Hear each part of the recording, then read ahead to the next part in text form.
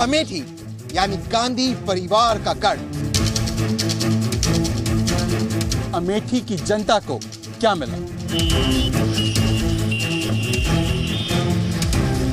2019 में किसे मिलेगा अमेठी का आशीर्वाद? स्मृति ईरानी बन रही है अमेठी की नई बेटी।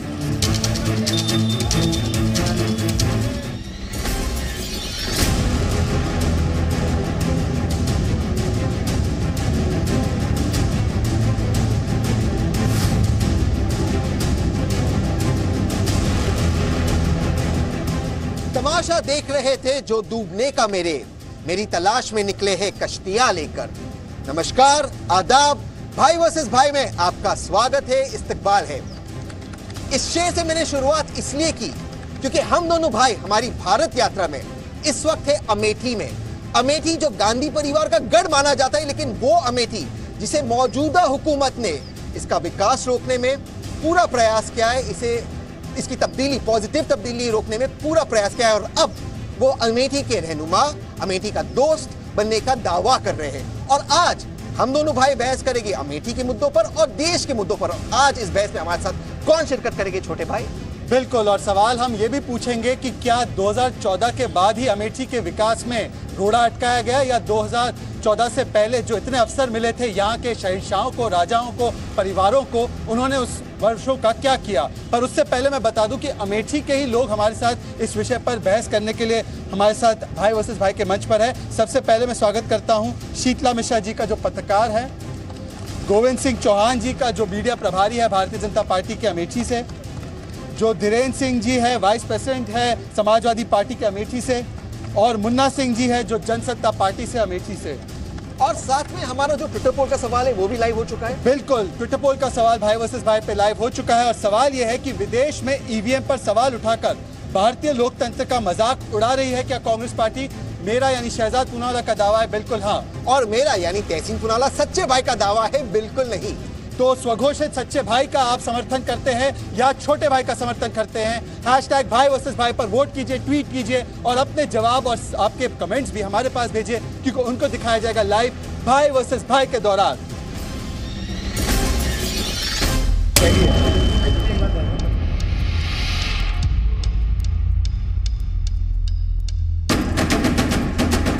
This has been happening. 10 साल यूपीए सत्ता में रही कांग्रेस की अगुवाई में, तो ईवीएम ठीक था, लेकिन जब बीजेपी जीते तो ईवीएम खराब है। ये कौन सा लॉजिक है भाई? जब जापान जैसा देश कोई ईवीएम पर भरोसा नहीं कर रहा है, तो आखिरकार हमारा देश क्यों भरोसा कर रहा है उसमें ईवीएम पर? क्या कांग्रेस चुनाव के हार के डर से, मतलब 2000 चुनाव के हार के डर से ईवीएम पर सवाल उठा रही है? विशाल, सबसे पहले जद्दा से पूछिए कि क्या ईवीएम का बहाना फिर से उठाने के लिए कांग्रेस इसलिए तैयार हो चुकी है क्योंकि 2019 की राइटिंग उनको दिख रही है, चुनाव हार जाएंगे तो राहुल गांधी को बचाना, इसलिए ईवीएम पर निशाना करना जरूरी है? बिल्कुल शहजाद, हम सीधे अमेठी की जनता से पूछें क्योंकि अमेठी का अपना महत्व है, राहुल गांधी यहाँ से सांसद हैं। आप बताइए, एक बार फिर से ईवीएम का बहाना शुरू हो चुका है? जी, ये एकदम फ्रॉड है कांग्रेस का, क्योंकि कहते हैं 2014 में हमने हैक किया था भाजपा वालों ने, लेकिन 2014 में कांग्रेस की सत्ता थी, जब भाजपा कुछ थी नहीं तो कहां से हैक हो सकता था? ये एकदम सरासर ये जो चुनाव हार है ना, उसका एक बहाना और कुछ नहीं है। फ्रॉड है, फ्रॉड है, फ्रॉड है। आप बताइए। ये बहुत ही दुर्भाग्य की बात है। हमारे कांग्रेस, हमारे विपक्ष के जो भी नेता हैं, उनको ना तो भारत देश के सीबीआई पर भरोसा है, ना हमारी सेबी पर भरोसा है, ना उनको माननीय उच्च न्यायालय पर भरोसा है, ना उनको अपने प्रधानमंत्री पर भरोसा है, ना उनको इलेक्शन कमीशन पर भरोसा है। इसलिए मैं कहना चाहूंगा ये केवल एक बहाना है। अगर ईवीएम पर शक है तो जहां जहां ये बीजेपी को छोड़कर अन्य पार्टियां जीती, सर्वप्रथम वहां बैलेट पेपर से चुनाव कराएं, फिर शक करें। आप बताइए। जी, हम लोग बिल्कुल सहमत हैं। ईवीएम की हैकिंग की गई थी, जिस प्रकार पेट्रोल टंकियों में आप देख रहे हैं, उसमें जो है पेट्रोल की चोरी, डीजल की चोरी चिप्स हो सकती है। ईवीएम को 90 सेकंड में चेंज करके हो सकता है। समाजवादी पार्टी से सवाल पूछना चाहता हूँ, ईवीएम की हैकिंग हो सकती है? कल प्रेस कॉन्फ्रेंस में बताया गया 2014 के चुनाव भी हैक करके जीते थे, जनता के मैंडेट का अपमान किया गया एक तरीके से, हालांकि भारतीय जनता पार्टी उस समय सत्ता में नहीं थी। आप ये मानते हैं कैराना, फूलपुर, नूरपुर, ये सारे बाईपोल भी ईवीएम हैकिंग की वजह से हुए? ईवीएम पर अगर सवाल उठ रहा है तो कुछ न कुछ बात जरूर है। मैं चाहता हूं चुनाव आयोग से कि ईवीएम पे अगर कुछ हुआ है तो जरूर है। तो मेरा बैलेट सवाल, पेपर से चुनाव कराया जाए, चुनाव आयोग से समाजवादी हमारी मांग पार्टी है। से मेरा सवाल है कि आप ये आज इस मंच से मान रहे हैं कि कैराना, फूलपुर, नूरपुर के बाईपोल हैकिंग से हुए, और इसके अलावा दिल्ली में जो आम आदमी पार्टी की जीत हुई, पंजाब में कांग्रेस की जीत हुई, मध्य प्रदेश, छत्तीसगढ़, राजस्थान जहाँ पे कांग्रेस की जीत हुई, इन सारी जीतों में ईवीएम का रोल था, ये बात आप लोग विपक्ष के तौर पर मान रहे हैं? हम सिर्फ ईवीएम पे इतना कहना चाहते हैं, अगर उठा है मामला तो कुछ इसमें जरूर है। बैलेट पेपर से चुनाव कराएं लोग, जब बीजेपी की बैलेट जीत पेपर होती से है, चुनाव कराएं, हमारी मांग है। बीजेपी की जीत होती है तभी ईवीएम पे शक है, वरना शक नहीं है। मैं जाना चाहता हूँ भाजपा के जो हमारे यहाँ पे प्रतिनिधि है गोविंद सिंह चौहान जी के पास। मेरा आपसे सवाल है, मैं अयोध्या के परिप्रेक्ष्य में सवाल आपसे पूछना चाहता हूँ बैलेट और ईवीएम को लेकर। अयोध्या में चुनाव होते आउटर यानी कि अयोध्या रूरल, जहां बैलेट से चुनाव होते बीजेपी का सुफड़ा साफ हो जाता है, जहां पर ईवीएम से होते बीजेपी पूरी सीट जीत जाती। ये ईवीएम का चमत्कार ऐसे कैसे होता है? Mic please. अगर ईवीएम से चुनाव में हार्ड हाइकिंग हो रही है, भाजपा वाले कर रहे हैं, तो जैसा अभी दर्शक ने भी कहा 2014 में कांग्रेस का शासन था, माने उनके शासन में भाजपा सक्षम थी कि वो ईवीएम हाइक कर दे। और अभी जहां चुनाव ये भाजपा जीती, ये कांग्रेस जीती है, क्या वहाँ हाइकिंग नहीं हो सकती थी क्या? ये मैं आपसे एक फॉलोअप सवाल पूछता हूँ। आपने एक बहुत ही महत्वपूर्ण सवाल पूछा कि क्या जब कांग्रेस की शासन थे ये जरूरी था कि बीजेपी ईवीएम को कैसे हैक करे। इसका मैं आपको जवाब दे रहा हूं। मेरी आरटीआई में मैं इसको बाहर निकाला था, जितने भी ईवीएम की चोरी हुए, जितनी भी हुए, सिवाय एक राज्य छोड़ते, आंध्र प्रदेश में एक ईवीएम, बाकी सारे ईवीएम की चोरी भाजपा के राज्यों से हुए। ये क्यों हुआ, इसका मुझे जवाब दीजिए। चोरी का जवाब तो मेरे पास नहीं है, लेकिन चोरी आप लोग करवा रहे हो कांग्रेस वाले। अगर ये लंदन में जाके प्रेस कॉन्फ्रेंस कर रहे हैं, कपिल सिब्बल उसमें शामिल है, इसके माने पूरी कांग्रेस 2019 का बहाना ढूंढ रही है। मैं शीतला मिश्रा जी के पास आना चाहता हूं। अगर ईवीएम में कोई गड़बड़ी है तो ईवीएम में गड़बड़ी है तो इतने साल से कांग्रेस के शासन में जब लागू किया गया ईवीएम को और लाया गया 2009 का चुनाव वो ईवीएम से जीते, तो क्या कांग्रेस पार्टी ये भी मानेगी कि वो चुनाव भी ईवीएम से जीता गया और वो फ्रॉड चुनाव था? देखिए, ईवीएम में कहीं कोई गड़बड़ी होने की संभावना ना के बराबर है। यद्यपि इलेक्ट्रॉनिक सिस्टम है, उसकी हैकिंग की जा सकती है, इसमें भी कोई दो राय नहीं है। लेकिन आज जो प्रेस कॉन्फ्रेंस लंदन में हुई है, मुझे ऐसा लगता है कि राहुल गांधी उत्तर प्रदेश की राजनीति से कुछ घबराए हुए हैं और कांग्रेस ईवीएम के बहाने अब देश में एक दूसरा जाल तंत्र फैलाना चाहती है।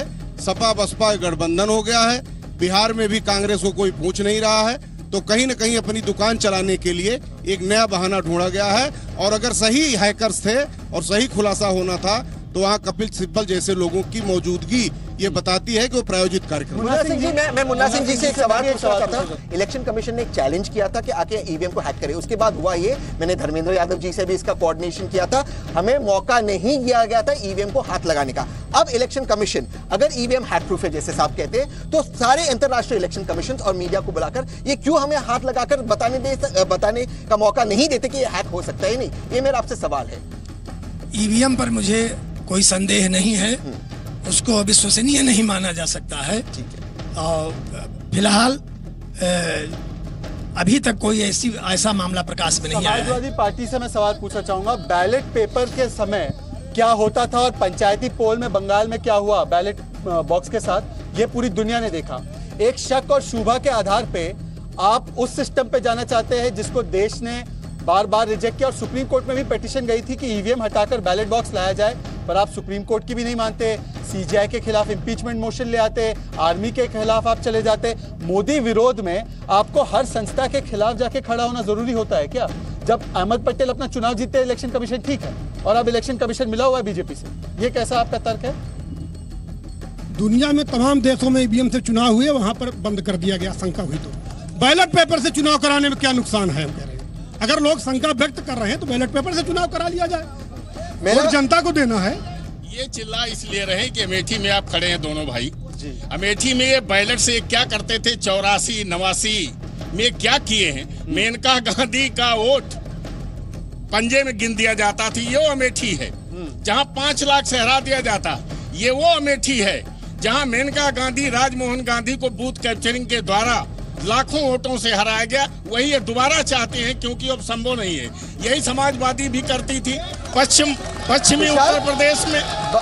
बात हो रही है अमेठी की, तो अमेठी को कोई बात आगे ले जाते। सुनने में आया कि जो अमेठी के हमारे प्रतिनिधि है राहुल गांधी जी, और ब्रेकिंग न्यूज ये आ रहा है कि शायद वो सिर्फ अमेठी नहीं, नांदेड़ से लड़ेंगे या छिंदवाड़ा मध्य प्रदेश में भी लड़ सकते। तो सवाल ये उठता है, आप जब अमेठी की आवाम से पूछे क्या राहुल गांधी ओवर कॉन्फिडेंट है या डर गए, ये सवाल आप अमेठी की सीधे जनता से सवाल लेते हैं। आप बताइए, क्या राहुल गांधी दूसरी जगह चुनाव लड़ने पर मूड बना रहे हैं? कैसे देखते हैं अमेठी की जनता? वो कहीं से राहुल गांधी कहीं से भी चुनाव लड़े, कहीं जीत नहीं सकते हैं। उनमें चुनाव लड़ने की और जीतने की योग्यता ही नहीं है। राहुल गांधी दूसरी जगह से चुनाव लड़ने का मूड बना रहे हैं, वो चुनाव लड़ेंगे दूसरी जगह। अरे यहाँ पर राहुल गांधी को हराने वाला कोई माइक लाल पैदा ही नहीं हुआ। अमेठी की बजाय अब नांदेड़ और छिंदवाड़ा से भी चर्चा हो रही है। अमेठी से चुनाव राहुल गांधी लड़ेंगे और जीत हासिल होगी बड़े वोटों से। कभी भी अमेठी छोड़कर गांधी परिवार यहाँ से नहीं जाएगा। अमेठी सांसद नहीं, प्रधानमंत्री चुनती है। अच्छा जी, राहुल गांधी को यह विश्वास हो चुका है कि वो चुनाव अमेठी से हार गए, इसलिए अमेठी से पलायन कर रहे हैं। देखिए, उम्मीद होती है कि कब लड़ते वो चुनाव दूसरी जगह से, अमेठी से कदाप नहीं जीतेंगे। बिल्कुल, आप बताइए। अमेठी एक गरिमामयी सीट है, यहाँ पूरा फैसला जनता के हाथ में, इसका चुनाव जनता करेगी। और छिंदवाड़ा जाना चाह रहे हैं राहुल गांधी, ये फिलहाल इसके बारे में जनता नहीं कहेगी। अमेठी ही उनका क्षेत्र, अमेठी से ही लड़ेंगे। और जल्दी से, हाँ, मैं ये कहना चाहता हूँ कि 15 साल राहुल गांधी को अमेठी में हो गया, 5 साल सोनिया जी को हुआ, 5 साल मिला लीजिए 20 साल सत्ता है। क्या विकास अमेठी का हुआ है? हमारे भाई साहब बता दें, क्या विकास अमेठी? बिल्कुल शहजाद, बिल्कुल। और हो सकता है कि विकास के कार्य नहीं हुए हैं, हो सकता है स्मृति ईरानी का डर लग रहा है, और हो सकता है कि ईवीएम का बहाना बनाकर या दूसरी सीट खोजकर राहुल गांधी अपने राजनीतिक करियर को बचाना चाहते हैं। पर हम चलते अगले सवाल की ओर।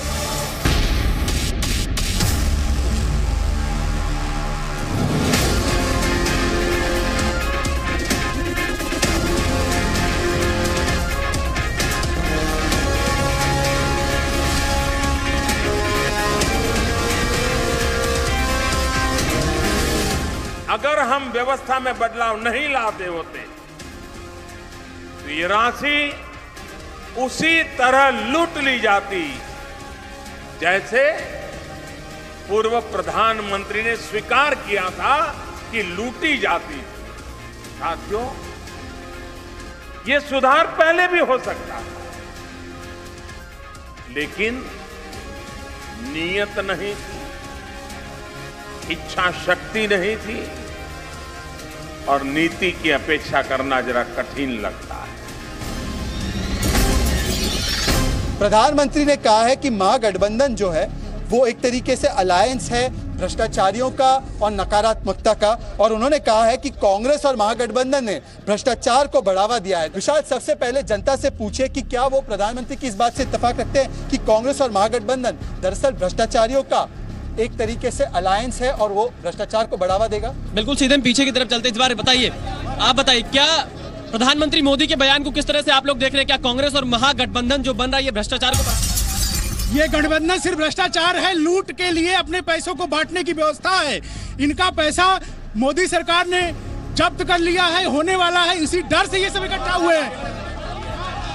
देश की बर्बादी के लिए हो रहा है ऐसा प्रबंधन, और मोदी सरकार को हराने के लिए हो रहा है गठबंधन।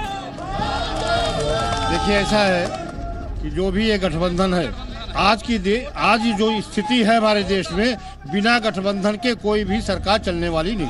मोदी के खिलाफ देश में बहुत बड़ा आक्रोश है। नोटबंदी किया उन्होंने, इस वजह से कई लोग मरे हैं बैंक में, और उसके बाद बहुत से प्रॉब्लम। अब इस तरफ आते हैं जल्दी से, क्या लगता है आप लोगों को? अगर कांग्रेसी उतार है कि राहुल गांधी चुनाव जीतेंगे तो उनको सपा और बसपा जैसी बैसाखी क्या हो सकता है अमेठी में?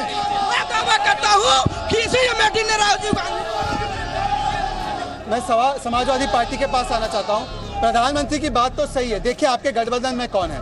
कांग्रेस पार्टी, जिनके दोनों नेता बेल पर बाहर है, खनन माफिया में अखिलेश यादव जी पर जो है लपटें पहुंच रही है। इसके अलावा अगर आप देखें, एक के बाद एक जो भी महागठबंधन के नेता है या जो भी तथाकथित अलायंस पार्टनर्स है, उन सभी पर कहीं ना कहीं भ्रष्टाचार के आरोप लगे हुए हैं।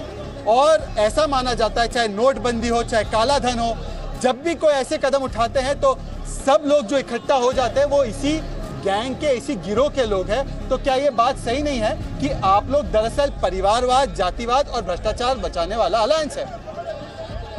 हमारे प्रधानमंत्री जी 5 साल गठबंधन की सरकार चलाए और हमारे गठबंधन से इतना डर गए हैं, सपा बसपा गठबंधन से इतना डर गए हैं कि इनको सब भ्रष्टाचारी लग रहे हैं। वही 5 साल की सरकार चलाए, ये 5 साल सरकार चला रहे हैं। हम जानना चाहते हैं आपसे, हमारे मुख्यमंत्री जी के ऊपर 18 केस है, उप चीफ मिनिस्टर के ऊपर 20 मुकदमे हैं। आप हमें कैसे कह रहे हैं ये बात? भ्रष्टाचार का आरोप है उन पे। गठबंधन की सरकार तो ही चलाए, बिल्कुल हमारे मुख्यमंत्री जी के ऊपर 18 मुकदमे। मुझे आप बताइए, क्या सोनिया गांधी, राहुल गांधी पर नेशनल हेराल्ड का केस नहीं है? क्या रॉबर्ट वाड्रा पर केस नहीं है? क्या उसके अलावा अगर आप देखें, एक के बाद एक कुमारस्वामी से लेकर हर इन नेताओं पर भ्रष्टाचार के आरोप कहीं ना कहीं लगे हैं। आरोप किसी पर, अखिलेश यादव पर आरोप किसी के ऊपर भी लग सकते हैं। न्यायालय का फैसला आएगा, वही माना जाए। मेरा भाजपा से सवाल है, मेरे छोटे भाई ने कहा परिवारवाद, जातिवाद और भ्रष्टाचार। परिवारवाद के बारे में तो आप जानते हो, भाजपा में परिवारवाद सबसे ज्यादा है। जातिवाद के बारे में भी मुझे टिप्पणी नहीं करनी, हम बात करेंगे भ्रष्टाचार की। भ्रष्टाचार व्यापम, भ्रष्टाचार ललित मोदी, भ्रष्टाचार नीरव भाई मोदी, भ्रष्टाचार मेहुल भाई चोकसी, भ्रष्टाचार नीरव भाई मोदी जो मोदी जी के साथ सेल्फी लेते, भ्रष्टाचार मेहुल भाई चोकसी जो मोदी जी के घर में बैठते पैसा गिनते, और सीबीआई जब नीरव मोदी को चार्जशीट करती है, वो नीरव मोदी को चार्जशीट करती है 2014 के बाद, और नीरव भाई मोदी का जो सीबीआई लुकआउट नोटिस है वो चेंज हो जाता है, वो भाग जाते हैं। सुनाए परसों मेहुल भाई चोकसी ने भी अपना पासपोर्ट छोड़ दिया। तो मोदी जी भ्रष्टाचार पे बात करते हैं। आपने पूछा है, 13 सितंबर 2013 को इंपीरियल होटल में व्हाइट शर्ट और ब्लू पैंट पहन के राहुल गांधी नीरव मोदी के साथ डिनर कर रहे हैं, ड्रिंक कर रहे हैं। What is this? और इस बात का मैं आपको बता दूं, दोनों चश्मदीद गवाह तहसीन पूनावाला और शहजाद पूनावाला।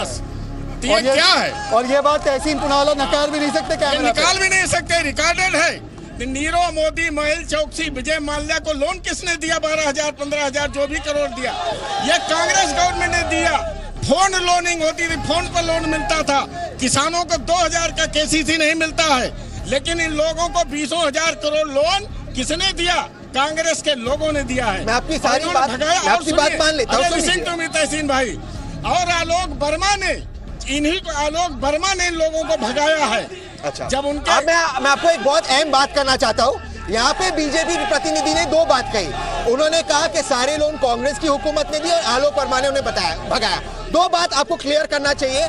आलोक वर्मा जब सीबीआई के चीफ थे तब नीरव मोदी नहीं भागे थे, नीरव मोदी भागने के बाद आलोक वर्मा आए। इसी तरह से भाजपा झूठ बोलती है। दूसरी बात आपको बता दूं साहब कि जो एवरग्रीनिंग था लोन का, सीबीआई की चार्जशीट में खुद मोदी जी की हुकूमत पे आरोप लगाए, ना कि कांग्रेस की हुकूमत में एवरग्रीन हुआ। शीतला जी मैं आपके पास आना चाहता हूँ। CWG, 2G, जीजा जी, Bofors, Lalu ji, NPA scam, IRCTC scam, Chidambaram के एक के बाद एक स्कैम जिस पर ईडी की इंक्वायरी चल रही है। इस गठबंधन में और यूपीए की सरकार में अगर जो बात सबसे प्रमुखता से बाहर आई थी वो तो भ्रष्टाचार ही था। तो अगर मोदी जी आरोप लगाते हैं कि ये भ्रष्टाचारियों का गठबंधन है तो उसमें गलत क्या? देखिए, समय समय की जो मांग रहती है और हमेशा से ये हिंदुस्तान में देखा गया है कि जब भी देश में कोई मजबूत सरकार बनती है तो उसको हटाने के लिए कुछ लोगों को गठबंधन करना पड़ता है।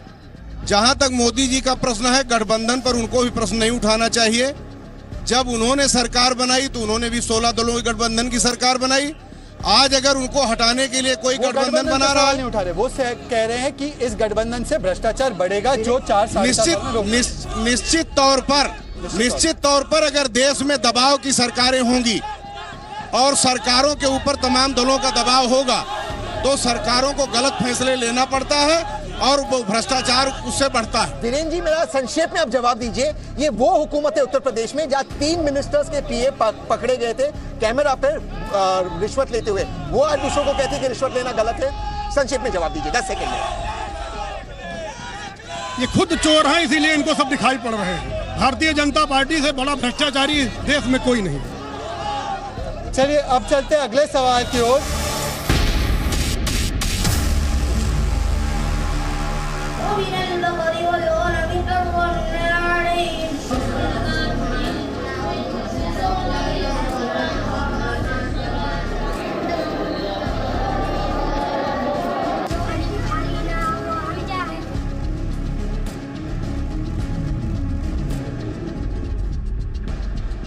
मदरसे मुसलमानों को समान शिक्षा से दूर कर रहे हैं।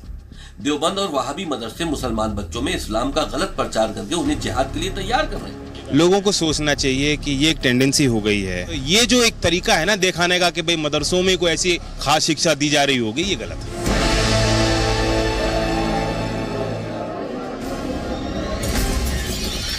क्या उत्तर प्रदेश के मदरसों में ISIS की शिक्षा मिलती है?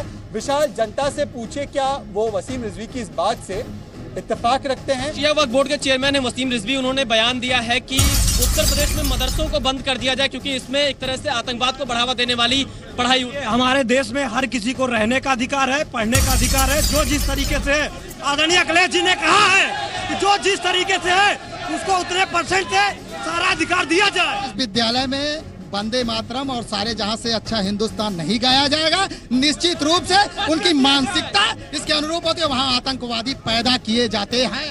मदरसों को बंद नहीं करना चाहिए, उनका आधुनिकीकरण करना चाहिए।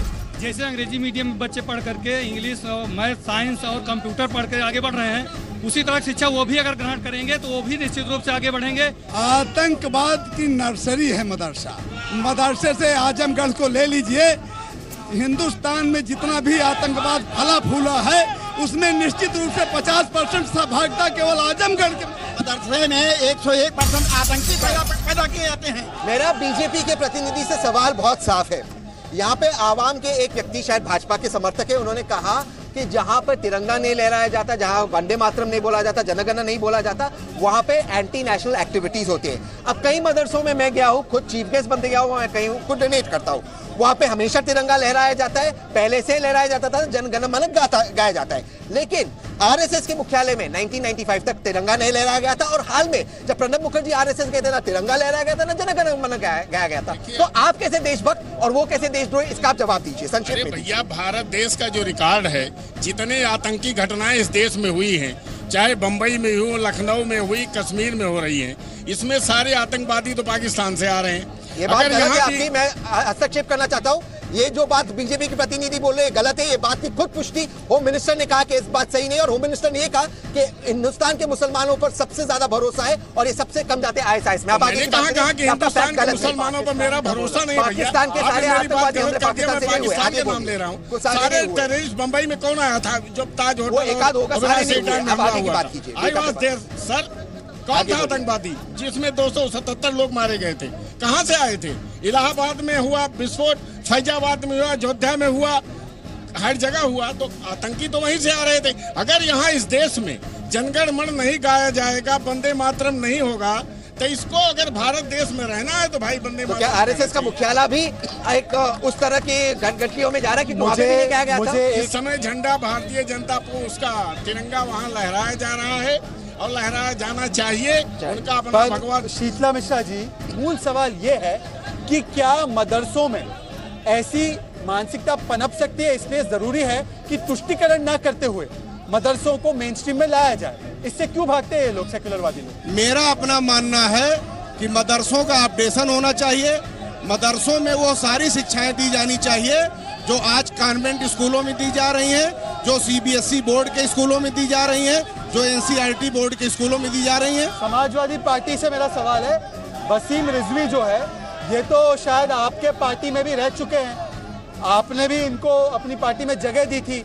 आज जो ये बात कह रहे हैं, क्या आप लोग तुष्टीकरण की राजनीति का, जो देखिए कोई इत्तेफाक करे या ना करे उनकी बातों से, पर कम से कम आप ये तो मानेंगे ना कि तुष्टीकरण की राजनीति इस हद तक चली गई है कि आजकल आतंकवाद के बचाव में तुरंत आप लोग आ जाते हैं। NIA रेड करती है तो आप लोग बचाव में आ जाते हैं उनके। मदरसों में पढ़कर शहीद वीर अब्दुल हमीद ने पाकिस्तान के छक्के छुड़ाए थे।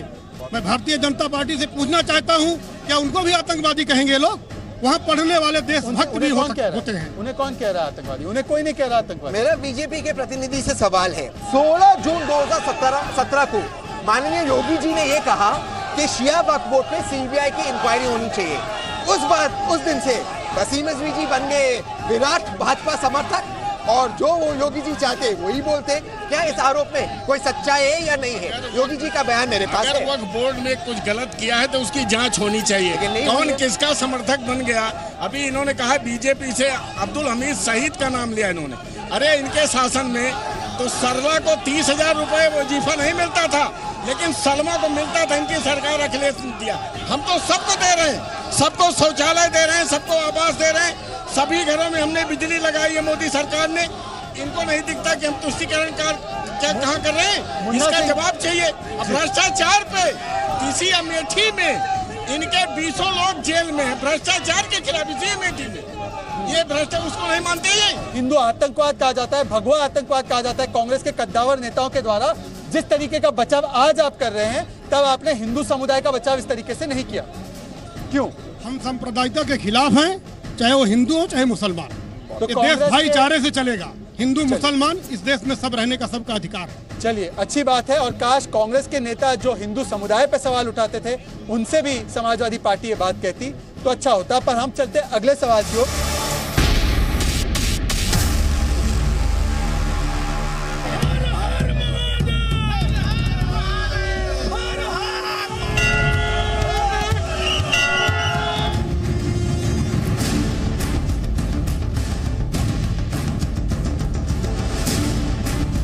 हम उस हर व्यक्ति को जो पेंशन की पात्रता रखते हैं, वृद्धा पेंशन यानी वृद्धावस्था पेंशन, निराश्रित महिला पेंशन जिसमें विधवाओं को पेंशन दिया जाता है, और दिव्यांगजन पेंशन हम 100% कवर करने जा रहे हैं। जो भगवान राम बनते हैं उनकी भी पेंशन हो, जो लक्ष्मण बनते हैं उनकी भी पेंशन हो, जो सीता बनती है उनकी भी पेंशन हो, और अगर आपके खजाने में कुछ पैसा बचे तो थोड़ा रावण को भी दे देना।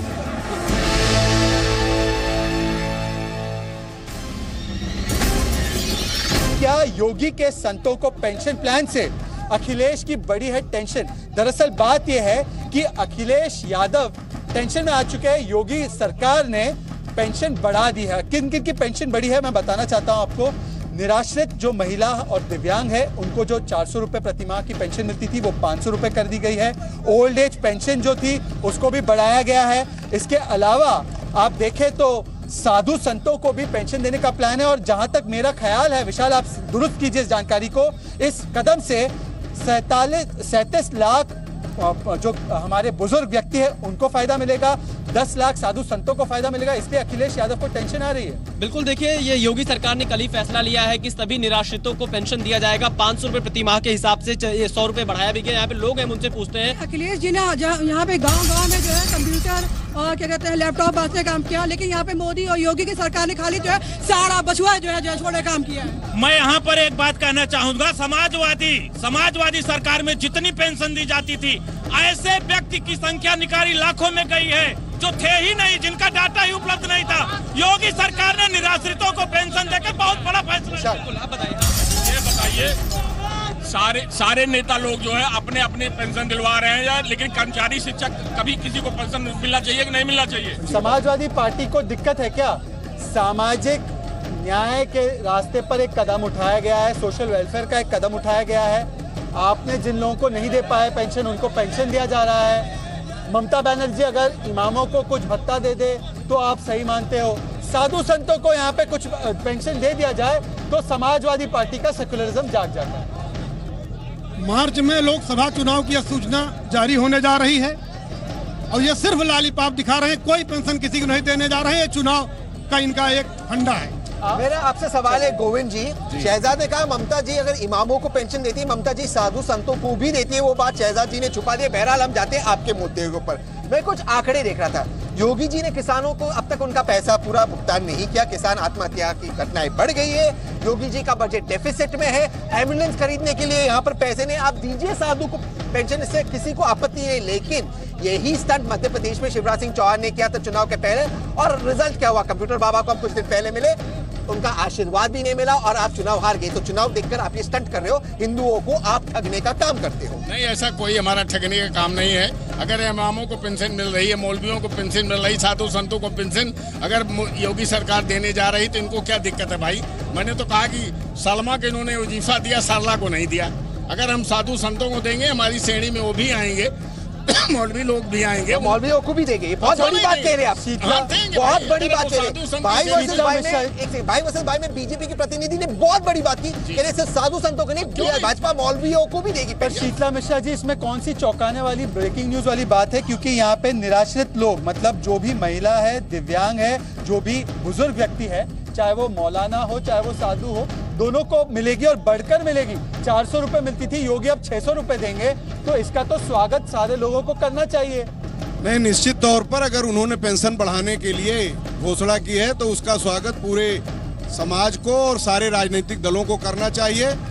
कोई भी सरकार अगर पेंशन बढ़ा करके दे रही है, साधु संतों को दे, इमामों को दे, निराश्रितों को दे, विधवाओं को दे, दिव्यांगों को दे, अच्छी बात है और योगी जी की इस घोषणा का स्वागत होना चाहिए। मुन्ना जी, मेरा आपसे सवाल है, योगी जी किसी भी पेंशन में इससे किसी आपत्ति नहीं, लेकिन भाई वापस चालाकी से बात रख रहे हैं। साधुओं को अलग से पेंशन दिया जा रहा है, बुजुर्गों को अलग से दिया जा रहा है, मौलानाओं के लिए अलग पेंशन डिक्लेयर नहीं किया गया। लेकिन बहरहाल मेरा सवाल आपसे ये है, जिस हुकूमत के पास पैसा नहीं है एम्बुलेंस खरीदने का, किसानों को पैसा नहीं है, यहाँ पर जो हमारे आवाम बैठे उनका पेंशन देने का पैसा नहीं, वो नया पेंशन कहाँ से देंगे? ये बात आपकी सही है। पेंशन कमजोर तबके के हर व्यक्ति को मिलना चाहिए। उसकी कैटेगरी कुछ भी हो सकती है कि निराश्रित, वृद्धा, विधवा, मौलवी या महंत संत, लेकिन इसी तारतम्य में नीचे से भी आवाज आई है, राज्य कर्मचारियों को भी पेंशन मिलनी चाहिए जो मुल्क की 60 वर्ष तक सेवा करते हैं। मैं आपकी बात से इत्तेफाक रखता हूं कि जिन लोगों की भी पेंशन कम है या जिनको नहीं मिल रही है, उनको न्यायपूर्वक पेंशन मिलना चाहिए। लेकिन राजनीतिक बेरोजगारों के लिए तो पेंशन की सेवा नहीं की जा सकती ना। नहीं, लेकिन एक बेरोजगारी के लिए पेंशन चाहिए तो योगी जी कहाँ से देंगे? आप अपनी बात रखिए। पेंशन हर बार कमजोर और निराश्रित लोगों को मिलना चाहिए, पेंशन बढ़ाना चाहिए। राज्य कर्मचारियों की जो पेंशन इन्होंने बंद की है उसे देना चाहिए, परंतु वक्त और समय के हिसाब से कुछ हमको भी संदेह दिखता है। धान का मूल्य नहीं दे पा रहे हैं और जवाब बीजेपी से आवश्यक काम नहीं कर पा रहे हैं। इसके भैया जानकारी बता रहा हूँ, इसका गलत है। बस जिले में 86% धान की खरीद हुई है। जरा आप सपा में थे इसके पहले, अपना सपा का कार्यकाल याद करिए, या गेहूं कितना आपने खरीदा? हमने 37 लाख टन यूपी में धान खरीदा, अरे गेहूं खरीदा था पिछली बार, और धान का लक्ष्य हम पूरा करने जा रहे हैं। 86% अमेठी में खरीदा जा चुका है और अभी 29 फरवरी तक ये खरीद जारी है। अरे उसको भी आंकड़े में पढ़ लीजिए, सूचना अरे उससे ले लीजिए खाद्य विभाग से। अरे आप ही लोग थे अपनी मिलों का किसानों को, बीपीएल और अंत्योदय कार्ड के होल्डर को, ये सपा के लोग किनकी सप्लाई करते थे, और सही जो सरकार देती थी गेहूं चावल इनकी मिलों से बिकता था, और अपनी मिलों का खंडा जिसको ब्रोकन राइस आप दोनों लोग समझ सकते हैं। तो आप कैराना का चुनाव क्यों हार गए? उसमें हम नहीं जाते, सिर्फ आपको याद दिला रहा हूं, कैराना का चुनाव गन्ने पे हार गए। कैराना का चुनाव गन्ने पर हारे या चुनावी गणित की वजह से हारे, ये सवाल बना रहेगा। पर हम चलते अगले सवाल की ओर।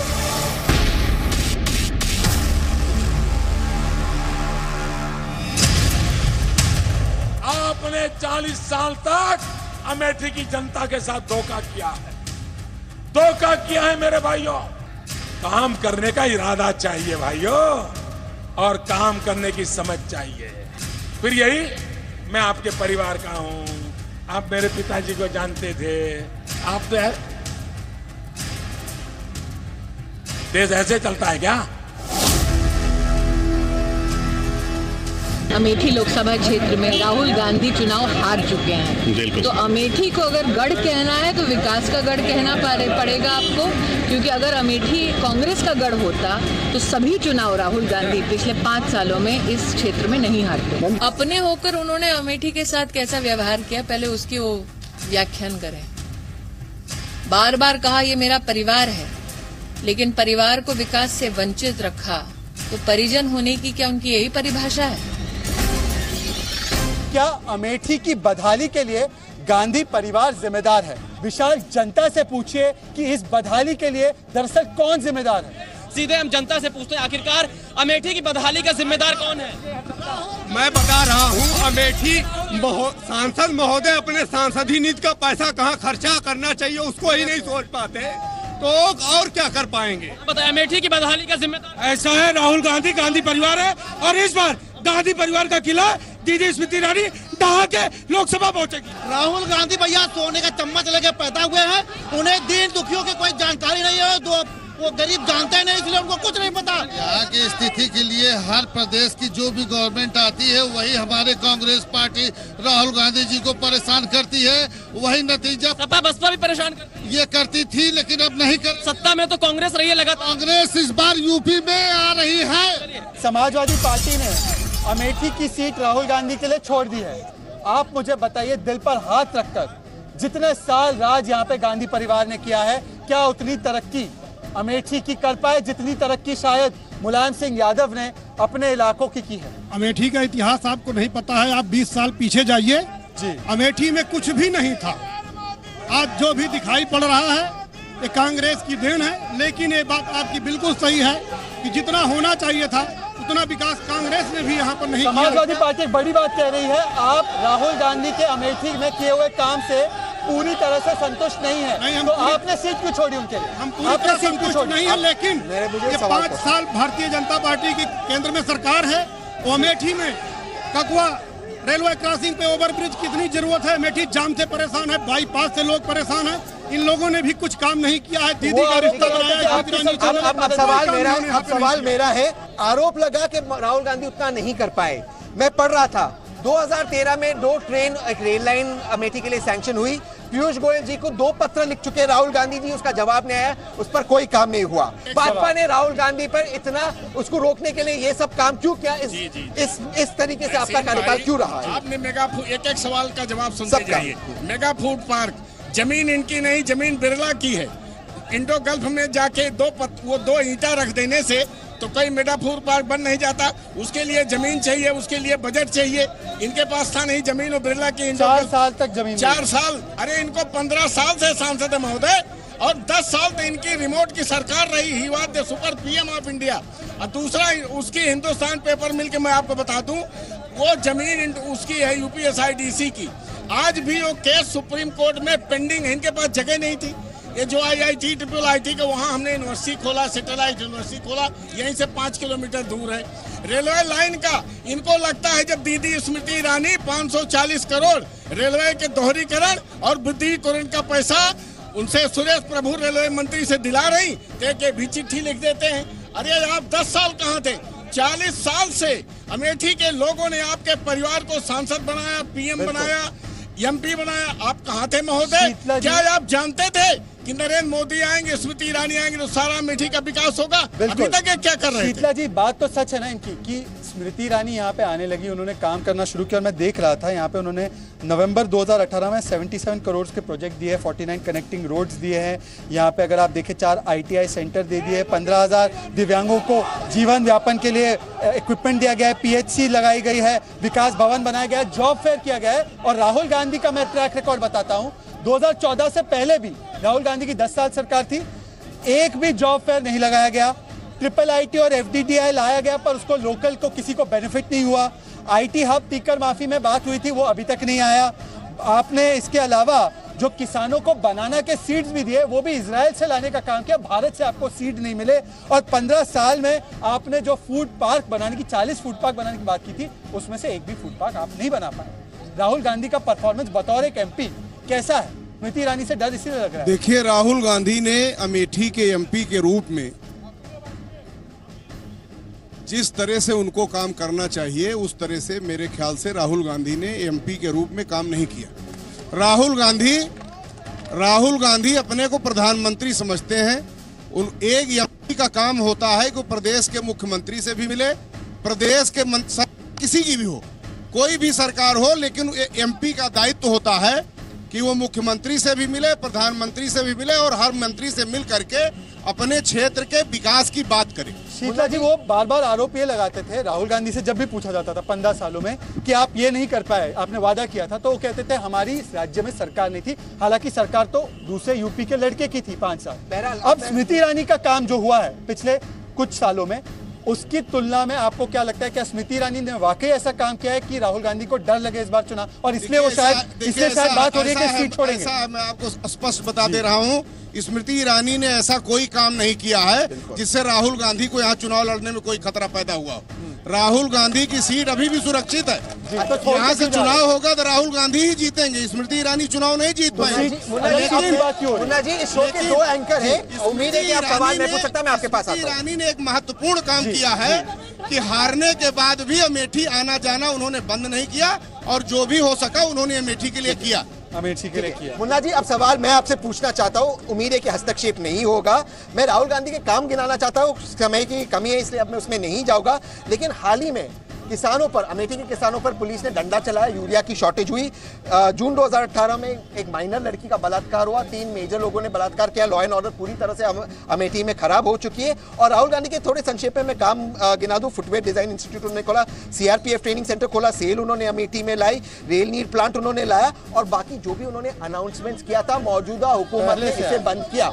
इसके बारे में आप कुछ कहना चाहते हैं? देखिए, अमेठी को इन दोनों पार्टियों से बहुत नुकसान हो चुका है, इसीलिए इन समस्याओं से छुट्टी दिलाने के लिए जनसत्ता दल लोकतांत्रिक की स्थापना आदरणीय राजा भैया ने किया है। और आपने इन लोगों की अकुलाहट और व्याकुलता देखकर अंदाजा लगा लिया होगा कि अमेठी के लोग एक नया नेतृत्व चाहते हैं, और सांसद के रूप में न राहुल गांधी कभी अच्छे लगेंगे अमेठी के, और न सांसद के रूप में बहन स्मृति ईरानी ही अच्छी लगेंगी। जब जनसत्ता दल का कोई उम्मीदवार यहाँ से चुनाव जीतेगा, तब वो सांसद के रूप में यहाँ बेहतरीन तरीके से सेवा करेगा। एक सेकंड सुनिए मेरी बात, मुझे एक बार विशाल के पास फिर से जाने दीजिए, क्योंकि यहाँ पे खड़े, मंच पे जो खड़े लोग हैं ये तो राजनीतिक विचारधारा के हिसाब से बोलेंगे। विशाल, जनता से पूछे, अगर राहुल गांधी ने वाकई इतना काम किया है तो दूसरी सीट के बारे में सोचने की बात क्यों कर रहे हैं? जनता से आप डीएनए टेस्ट करवाइए, कितना काम हुआ अमेठी में इतने सालों में। राहुल गांधी क्यों आखिरकार दूसरी सीट पर विचार कर रहे हैं? कितना काम किया राहुल ने या नहीं किया? राहुल गांधी ने यहाँ पे कोई काम नहीं किया। यहाँ पे जो भी हुआ है विकास, वह 2017 से जब भाजपा की सरकार और महारानी गरिमा सिंह जी विधायक हुई हैं तब से आज तक जो भी हुआ है, माननीय गायत्री प्रजापति जी सपा की सरकार में हुआ, ना तो सांसद कोटा में हुआ और ना ही बीजेपी गवर्नमेंट। सांसद निधि का पैसा नहीं खर्च कर पाते हैं, वो क्या लोकसभा चुनाव विकास करेंगे? 10 साल मनमोहन सिंह की सरकार थी और उसके बाद 5 साल से फिर सांसद हैं। कोई भी कार्य किया हो, 2-4 काम गिना दीजिए कि राहुल गांधी आने के बाद अमेठी में क्या दिया, क्या कुछ किया कि नहीं अमेठी? मैं ये कहना चाहता हूँ, सुषमा स्वराज यूनाइटेड स्टेट में भाषण दे रही थी कि हमने IIT बनाया, ट्रिपल IIT बनाया, ये कांग्रेस की देन है। अगर कांग्रेस ने विकास नहीं किया है तो 50 साल तक राज कैसे किया, और भाजपा को 5 सालों में। राहुल गांधी ने कुछ किया अमेठी में कि नहीं? मैं अभी एक प्रश्न का जवाब देना चाहूंगा। आपने कहा राहुल गांधी, मैं बता रहा हूँ उसका उत्तर है नहीं। अब आपके नेता खड़े, राहुल गांधी का अगर काम यहाँ पर आपको दिखता तो उनको छिंदवाड़ा या कहीं और जाने की जरूरत न होती। उसका उत्तर जनता देगी।